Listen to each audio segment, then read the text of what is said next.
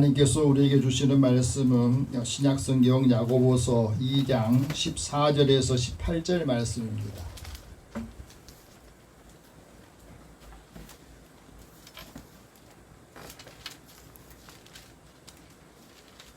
여러분 갖고 계신 신약성경 372면입니다. 우리 함께 이 말씀 읽으면서 하나님께서 야고보 사도를 통해서 주신 말씀을 모두가 다 받기를 원합니다.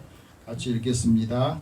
내 형제들아, 만일 사람이 믿음이 있노라 하고 행함이 없으면 무슨 유익이 있으리요? 그 믿음이 능히 자기를 구원하겠느냐? 만일 형제나 자매가 헐벗고 일용할 양식이 없는데 너희 중에 누구든지 그에게 이르되 평안히 가라, 덥게 하라, 배부르게 하라 하며 그 몸에 쓸 것을 주지 아니하면 무슨 이익이 있으리요? 이와 같이 행함이 없는 믿음은 그 자체가 죽은 것이다. 어떤 사람은 말하기를 너는 믿음이 있고 나는 행함이 있으니 행함이 없는 내 믿음을 내게 보이라. 나는 행함으로 내 믿음을 내게 보이리라 하리라. 아멘. 기도하겠습니다. 하나님, 오늘도 주의 은혜를 사모하는 마음을 주셔서 이제 주의 말씀을 듣고 이 말씀을 기다립니다. 하나님의 음성을 듣게 하소서. 듣는 마음을 주시고 이 말씀 우리 삶에 적용하여서 그 말씀이 살아있고 우리의 삶을 살게 하여 주시고 이 말씀이 우리에게는 생명이 되게 하시며 그리스도의 사랑의 법을 이루게 하여 주옵소서. 예수님의 이름으로 기도드립니다. 아멘. 한 주간 평안하셨습니까? 아멘. 옆에 계신 분이 서로 인사 나눕시다. 하나님 당신을 사랑하십니다. 하나님 은혜가 함께하기를 축복합니다.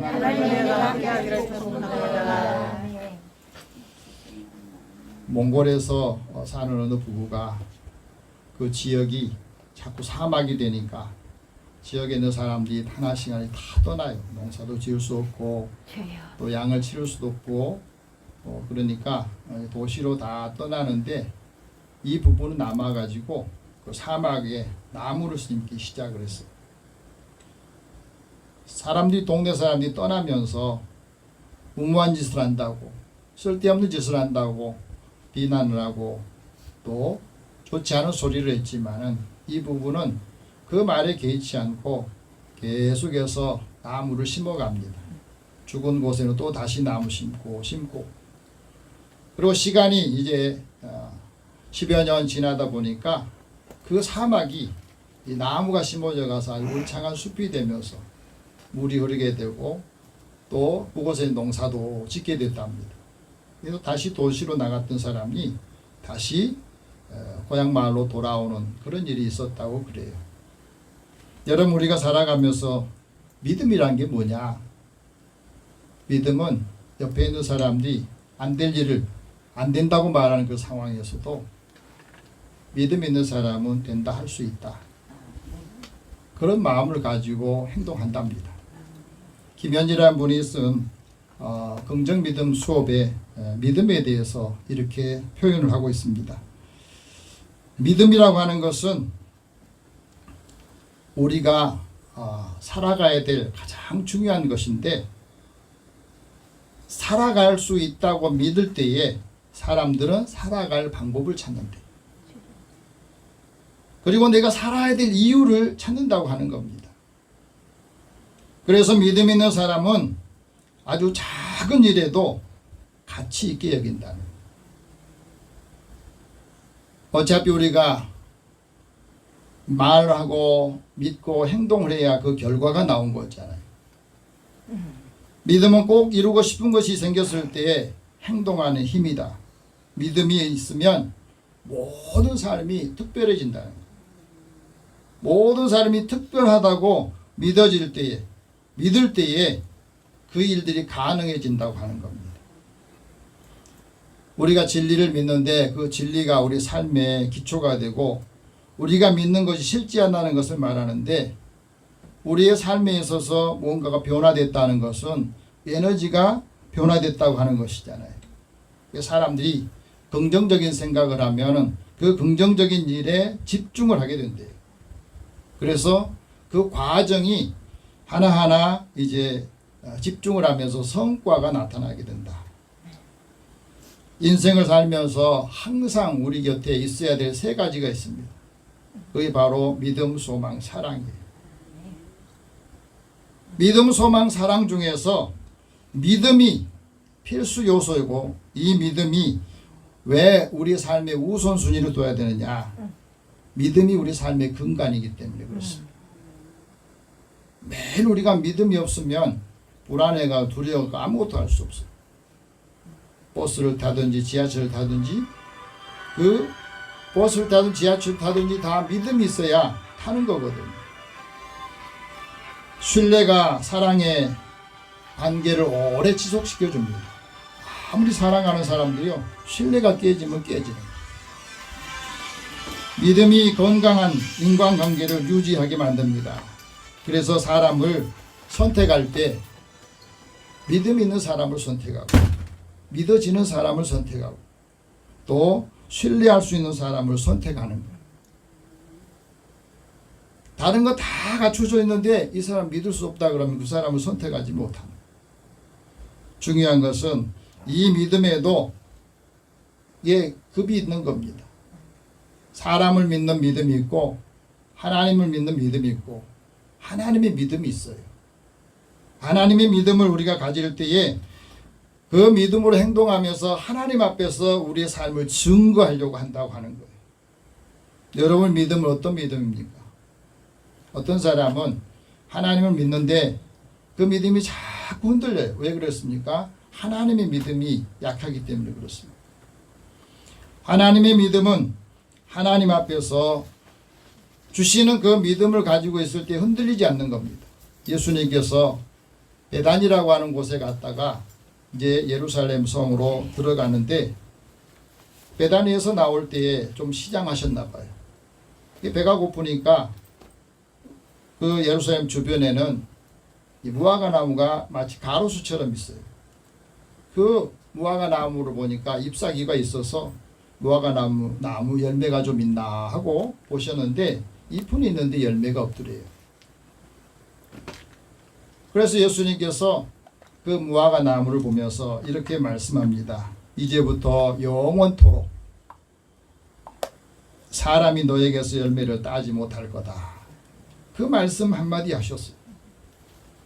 그리고 이제 다시 성에서 나가가지고 다음날 아침에 그 예루살렘 성으로 다시 들어가는데, 베드로가 어제 했던 예수님이 하셨던 그 말씀을 기억하면서 무화과 나무를 보니까 무화과 나무가 뿌리채 다 말라 있는 거예요.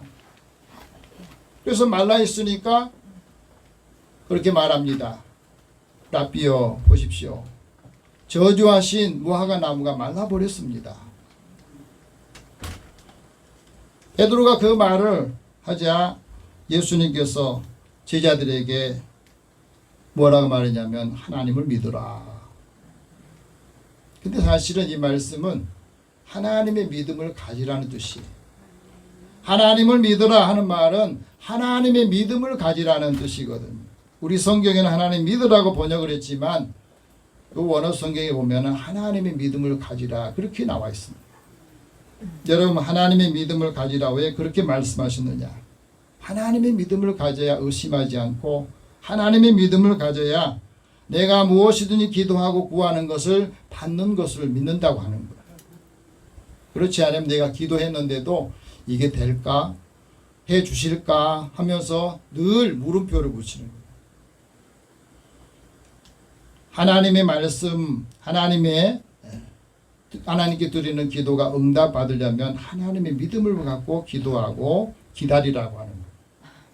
오늘 야고보 기자를 통해서 하나님께서 우리에게 말씀합니다. 나는 믿음이 있느냐? 너는 믿음이 있느냐? 믿음으로 행하고 살고 있느냐? 하는 말씀하세요. 한번 따라해보세요. 나는 믿음이 있느냐? 믿음으로 행하고 사느냐? 이 말씀을 하고 있어요. 오늘 14절 다시 봅시다. 내 형제들아 만일 사람이 믿음이 있노라 하고 행함이 없으면 무슨 이익이 있으리요?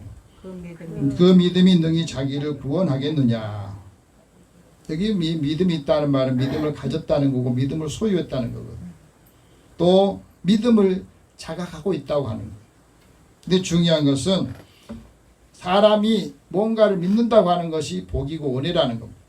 하나님을 믿는다고 하는 게 복이고 하나님이 은혜예요.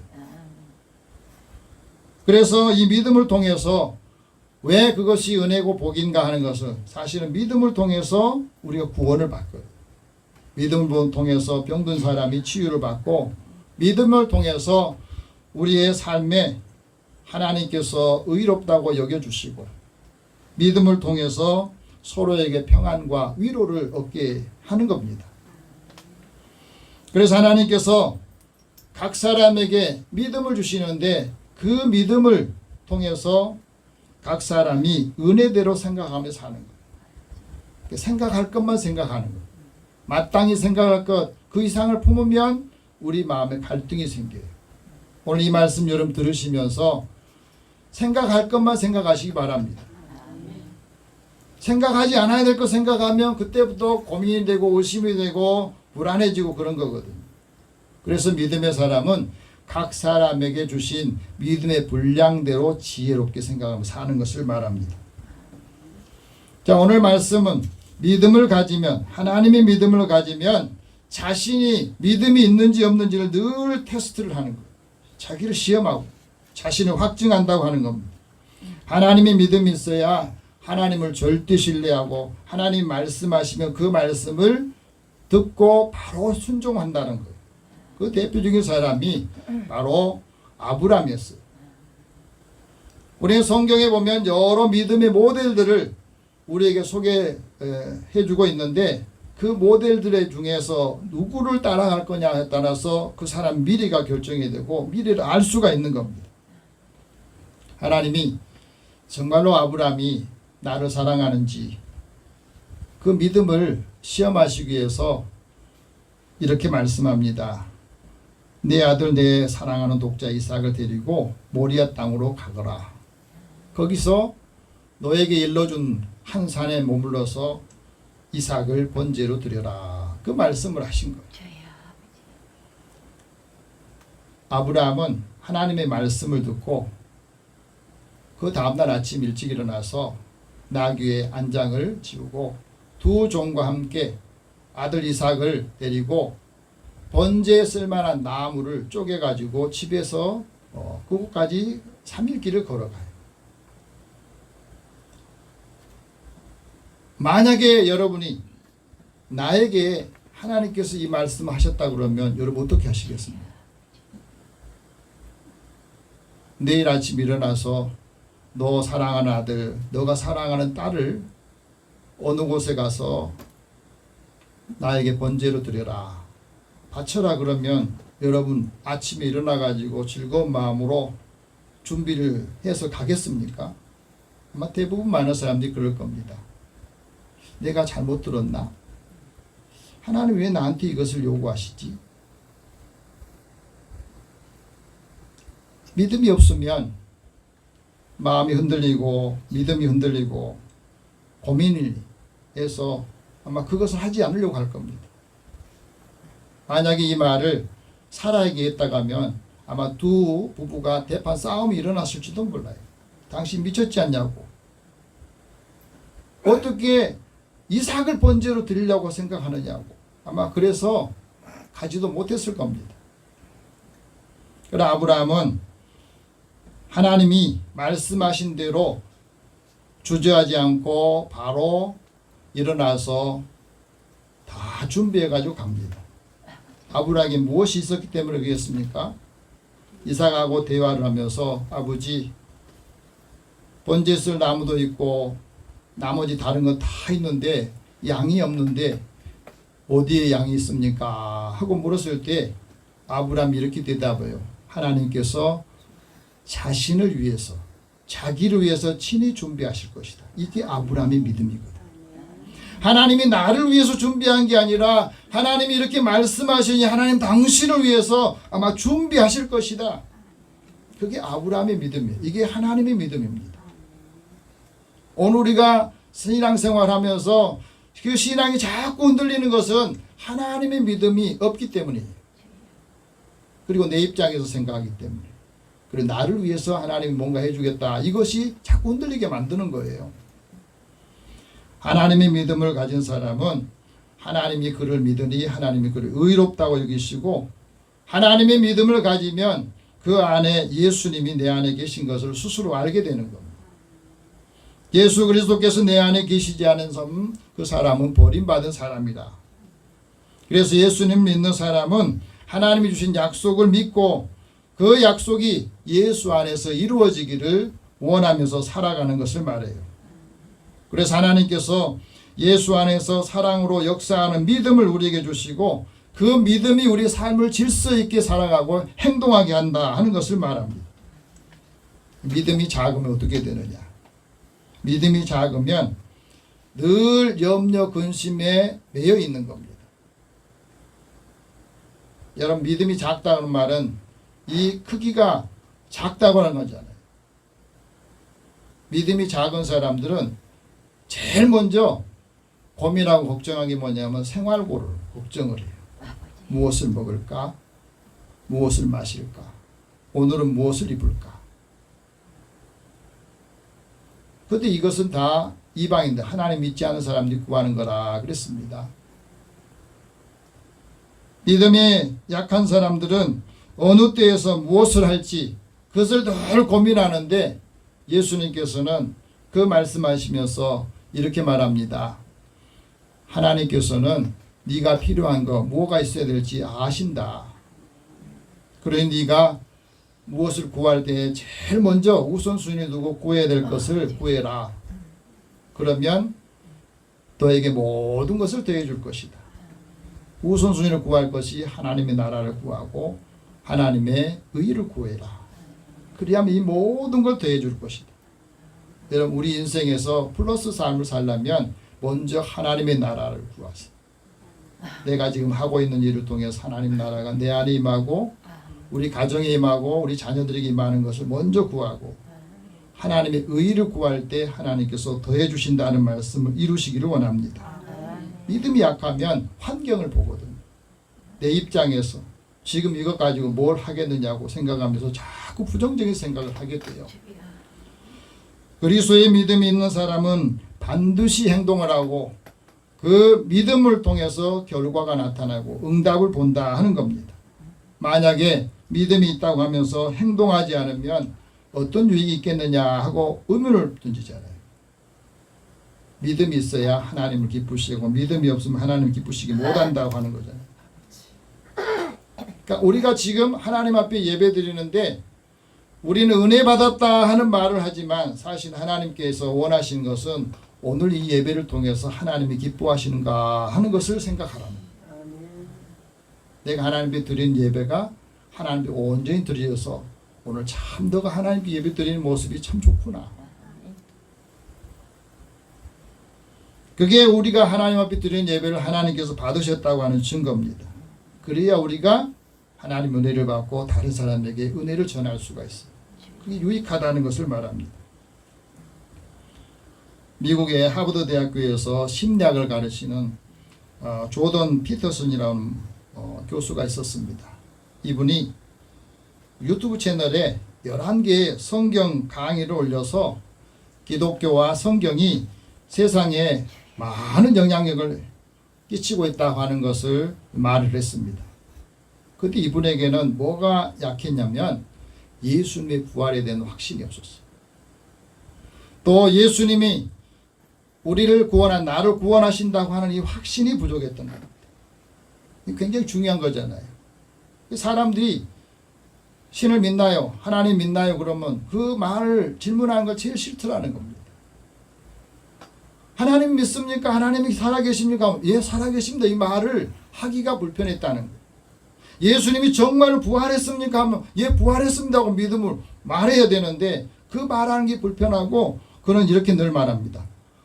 하나님이 존재하는 것을 나는 믿습니다. 예수 정신은 계속되고 있습니다. 그 말만 하는 거예요. 왜? 부활에 대한 확신이 있기 때문에.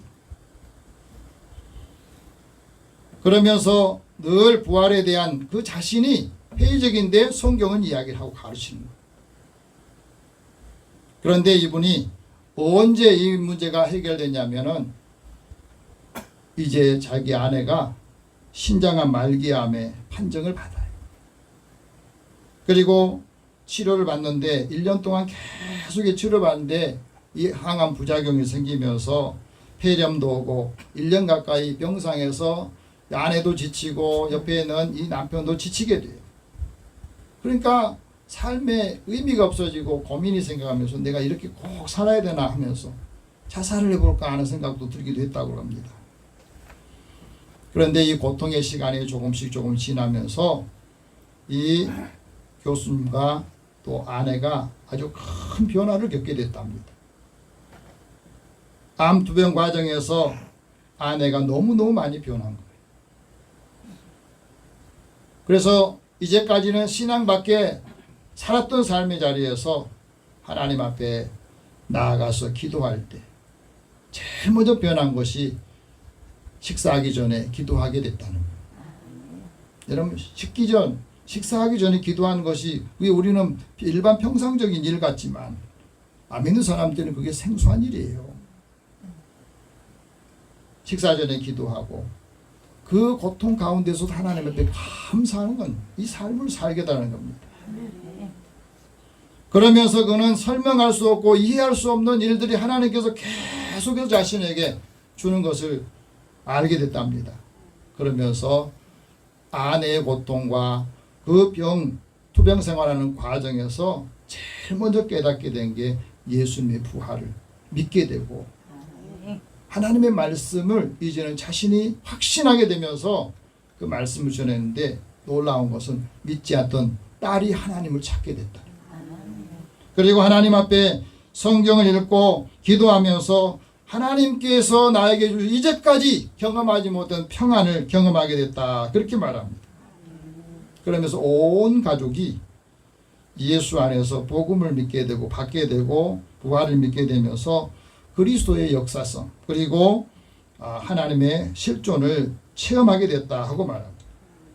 우리가 신앙생활 하면서요, 우리가 살아가면서 무지함과 오만함, 비통함, 원망 이런 것들이 우리 마음속에 견딜 수 없게 만드는데 여기서부터 이제 하나씩 해결을 얻기를 원하고 기도하는 사람 중에서도 잘못과 유혹을 극복할 수 있도록 또 내가 믿는 하나님을 다른 사람 믿을 수 있도록 그는 기도할 수 있는 삶으로 변화됐다고 말합니다.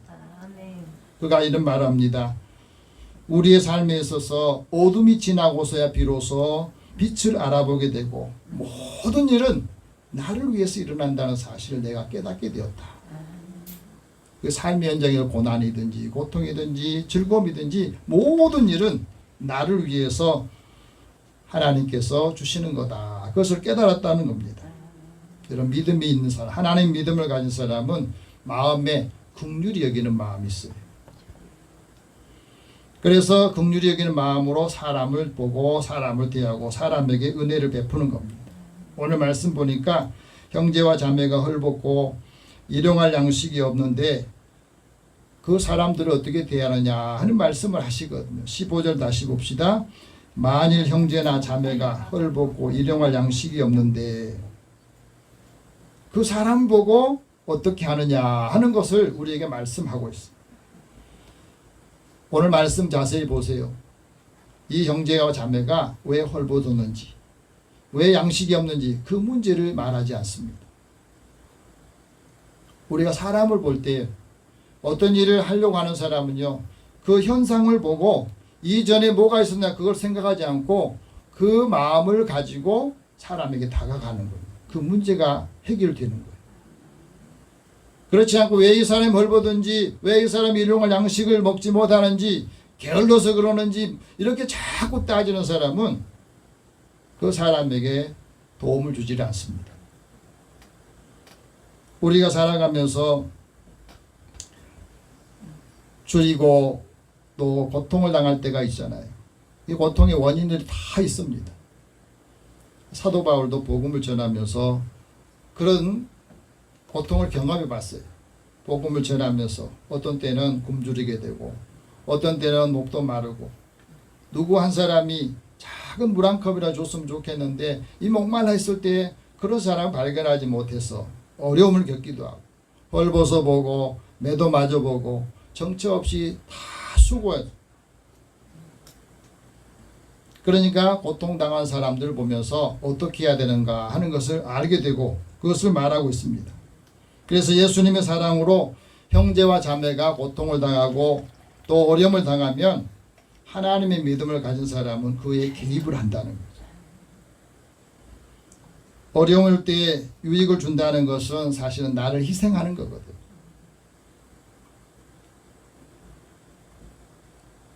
이사야서에 보면은 하나님 앞에 금식하는 사람이 하나님이 기뻐하는 금식을 어떻게 표현하냐면 금식만 하고 하나님께서 능력을 주신 그것만 생각이 아니라 그 금식한 것을 가지고 어려운 사람들을 도우라고 말씀하시고 그래야 그것이 유익이 있다 하는 말씀을 하십니다. 믿음이 있다고 하면서 형제와 자매에게 유익을 주지 못한다면 그 믿음은 어떤 믿음이냐? 필요한 것을 채워주지 못한다면 쓸 것을 주지 않고 말만 한다고 하면 어떻게 그것이 유익하겠느냐 하는 말씀을 하시거든요. 16절 같이 봅시다. 너희 중에 누구든지 그에게 이르되 평안히 가라 덥게 하라 배부르게 하라 하며 그 몸에 쓸 것을 주지 않으면 무슨 유익이 있으리요. 그 사람에게 무슨 이익이 있겠느냐. 그 사람이 어떻게 그것을 도움받고 그 마음에 은혜라고 하는 것을 느낄 수 있겠느냐 하고 말하죠. 헐벗은 사람이 다 헐벗고 싶겠습니까? 옷은 주지 않고 평안해라. 또 배고픈 사람에게 배부르게 먹어야 건강하다 이런 말하면 그것이 되겠느냐 하는 말이에요. 먹을 양식 주지 않고 좋은 것을 잘 먹어야 건강하다고 말하면 유익이 되겠느냐. 사도 바울은 예수님 믿고 예수님을 배운 사람은 유혹의 욕심을 따르지 않고 심령이 새롭게 된 사람은 가난한 사람에게 구제하기 위해서 자기 손으로 수고해서 그 사람에게 돕는다는 거예요. 굉장히 중요한 말이다. 내가 내 손으로 수고해서 얻은 걸 가지고 내 것을 희생해서 줄 때 그게 진정한 구제가 된다는 거예요. 덕을 세우기 위해서는 선한 말을 하고 듣는 사람에게 은혜를 끼치며 사는 것. 우리는 자꾸 말하는 사람 입장에서 말을 하는데요. 진짜 하나님의 믿음을 가진 사람은 듣는 사람을 위해서 말을 하는 거예요. 내 말을 듣고 이 말이 사람들에게 감동이 되고 필요한 것이 되어서 그 사람의 마음이 움직여야 행동을 하고.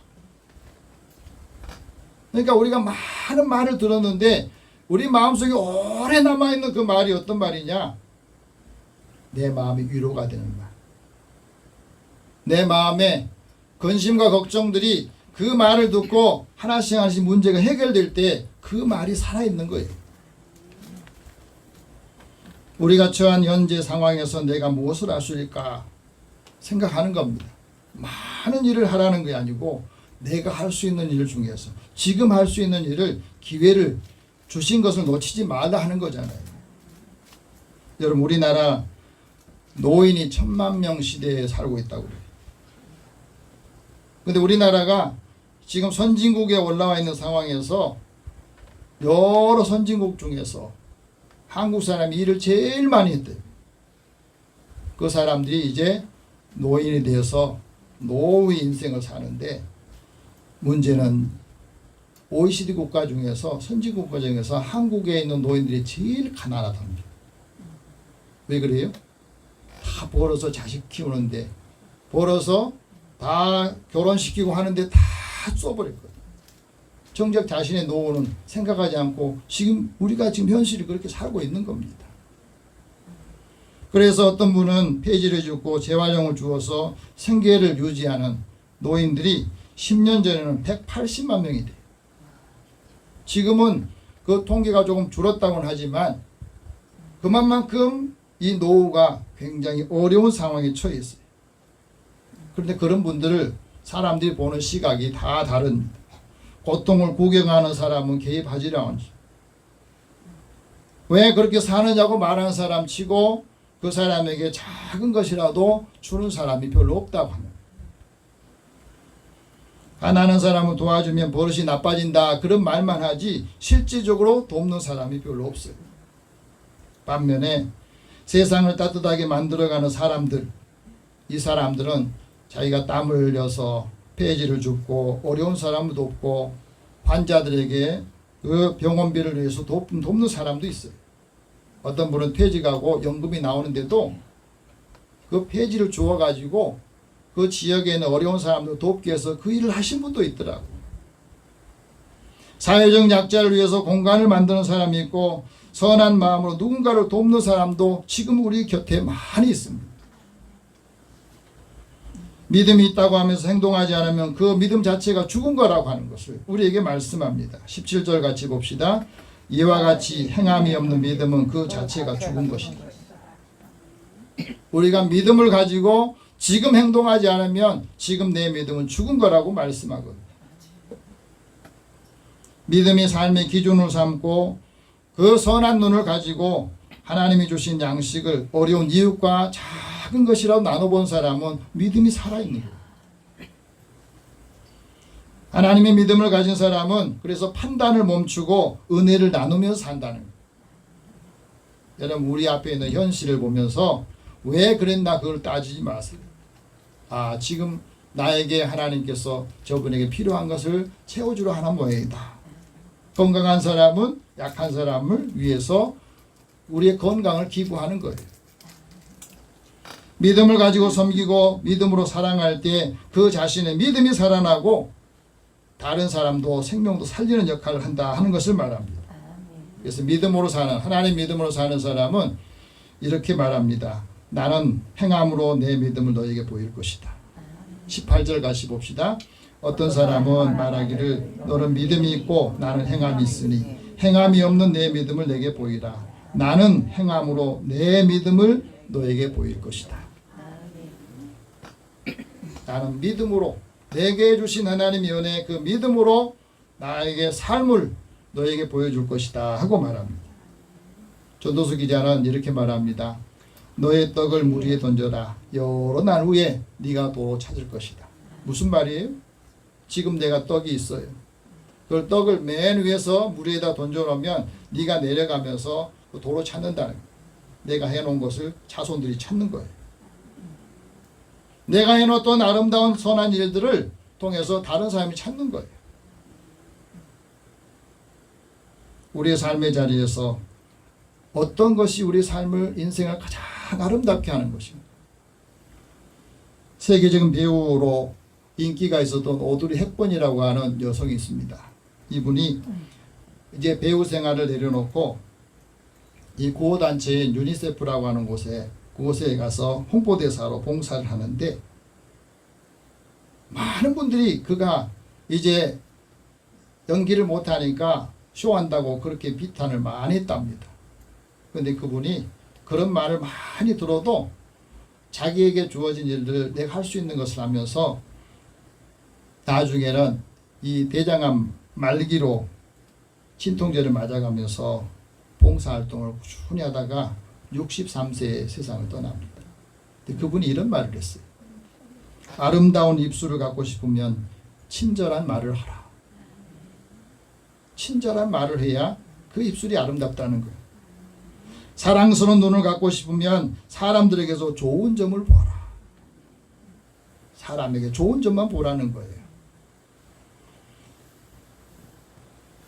날씬한 몸매를 갖고 싶으면 당신이 먹을 음식을 배고픈 사람에게 나눠줘라. 아름다운 머릿결을 갖고 싶으면 하루에 한 번 어린아이가 손가락으로 내 머리를 쓰다듬게 해라. 이게 관계라는 거잖아요. 아름다운 몸매를 갖고 싶으면 결코 너가 혼자라고 하는 사실을 그것에 잊지 마라. 당신이 나이가 들면 당신은 이 손이 두 개라고 하는 사실을 깨닫게 될 것이다. 발견하게 될 것이다. 그 한 손은 자신을 위한 것이고 다른 한 손은 남을 위해서 쓰는 것이다. 여러분 멋있지 않습니까? 그러니까 그는 세상을 떠났지만 배우로서 보다 섬기고 나누는 삶을 사람들이 더 감동을 받는다는 사실 우리에게 말해주고 있습니다. 이제 하나님께서 주신 은혜를 우리가 믿음으로 살고 또 그리스도의 믿음 안에서 멋진 인생을 살기를 원하십니다. 그리스도인으로서의 아름다운 인생을 사는 믿음의 가족 되기를 축복합니다. 기도하겠습니다. 살아계신 하나님, 오늘 우리의 삶의 자리에서 하나님 내가 지금 할 수 있는 게 뭐가 있겠습니까?